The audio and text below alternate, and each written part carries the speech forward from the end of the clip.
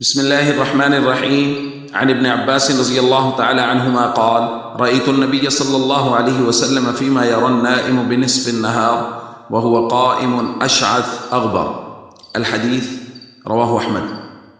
ابن عباس رضی اللہ تعالیٰ عنہ بیان فرماتے ہیں کہ میں نے دوپہر کے وقت خواب دیکھا، نبی کریم صلی اللہ علیہ وسلم کھڑے تھے اور آپ صلی اللہ علیہ وسلم کے سر کے بال بکھرے ہوئے اور غبار آلود ہیں۔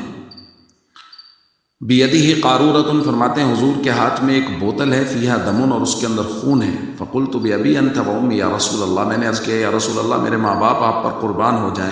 ما ھذا، یہ کیا ہے؟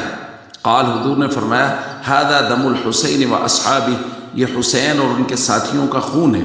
فلم ازل التقطہ منذ اليوم، اور میں آج کے دن اس کو جمع کر رہا ہوں۔ فاحصینا ذلک اليوم، ابن عباس رضی اللہ تعالیٰ عنہ فرماتے ہیں کہ ہم نے اس دن کا اندازہ لگایا۔ فوجدوہ قتل فی ذلک اليوم، تو اس دن ہم نے یہ پایا کہ اسی دن حضرت حسین رضی اللہ تعالیٰ عنہ کی شہادت ہوئی۔ دوستو، کائنات کا اس دور کا، اس زمانے کا سب سے پاکیزہ خون تھا جو کربلا کی وادیوں میں بہایا گیا، اور حریت کی داستان رقم کی خانوادہ رسول صلی اللہ علیہ وسلم نے میدان کربلا میں، اور امت کو یہ درس دے گئے کہ حریت کی داستانیں اس طرح رقم کی جاتی ہیں۔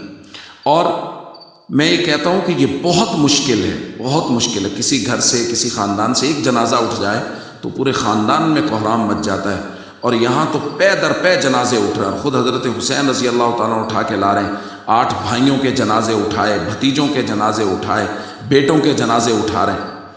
تو یہ ایک عظیمت ہے، اور ایک عظیمت کی داستان اور تاریخ ہے جو انہوں نے وہاں رقم کی ہے اور امت کو درس دیا، اور خاندان رسول ہی کا یہ ورثہ تھا، اور ان کے توسط سے یہ امت تک چلا ہے کہ اب امت کے لوگ اس طرح کی قربانیاں دے رہے ہیں۔ اور یہاں میں یہ بات ضرور افسوس کے ساتھ کرنا چاہوں گا کہ کچھ کہانی باز لوگوں نے اس خاندان کے ساتھ ایسی چیزیں منسوب کی ہیں جن کا ان سے دور دور کا کوئی تعلق نہیں ہے، کہ خاندان رسول صلی اللہ علیہ وسلم کی خواتین وہ سر سے دوپٹے اتار کے اور واویلا کرتی اور ماتم کرتی ہوئے میدان کربلا میں نکل آئیں کہ ہمارے مردوں کو شہید کر دیا گیا ہے۔ ہم تو دیکھتے 1400 سال کے بعد وہ خواتین جو خانوادہ رسول صلی اللہ علیہ وسلم کی خواتین کے طریقوں پر چلتی ہیں، ان کی 3 نسلیں ایک دن میں شہید ہوئی ہیں، لیکن ان میں سے کوئی بھی کسی کے دوپٹے پر بھی کسی کی نظر نہیں پڑی، اور کوئی خاتون گھر سے باہر نہیں نکلی۔ تو کیسے سوچا جا سکتا ہے کہ خانوادہ رسول صلی اللہ علیہ وسلم کی پاک باز خواتین اپنے گھروں سے اور خیموں سے باہر نکلی؟ اس لیے جو لوگ اس طرح کی باتیں کرتے ہیں اور ایسی چیزیں منسوب کرتے ہیں خانوادہ رسول کی طرف جو ان کے شایان شان نہیں ہیں، ان کے لائق نہیں ہیں، ان لوگوں کی بات قطعاً نہ سنیں، اور ہمیشہ اپنے جذبات کو اس بات پہ قائم رکھیں کہ جب دین اسلام کو ضرورت ہو ہم اپنی اولادوں کی قربانی دینے کے لیے ہمیشہ تیار ہیں۔ السلام علیکم ورحمۃ اللہ وبرکاتہ۔